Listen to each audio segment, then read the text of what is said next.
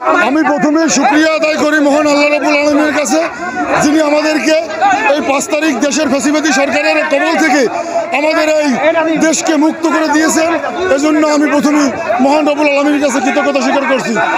আমি ধন্যবাদ জানাই দৈনিক আমাদের পাথরঘাটা, উনি সবসময় আমাদের কথা তুলে ধরেন এবং আমরা আজকে এই জনস্রোতের মাধ্যমে প্রমাণ করতে চাই এই দেশে ফ্যাসিবাদী সরকারের কোনো অস্তিত্ব নাই। তারা এই দেশে দুর্নীতির রাজত্ব কায়েম করছে, লুট খুন গুম এর মাধ্যমে এই দেশকে পঙ্গু করে দিয়েছে। আমরা সুষ্ঠু নির্বাচনের মাধ্যমে এই দেশকে বিএনপিকে ক্ষমতা আনবো ইনশাআল্লাহ। এই মিছিল তো আমার নেতৃত্বেই যুবদলের পক্ষ থেকে, আমি ব্যক্তিগতভাবে যুবদল করি, যুবদলের পক্ষ থেকে এই মিছিল আজকে।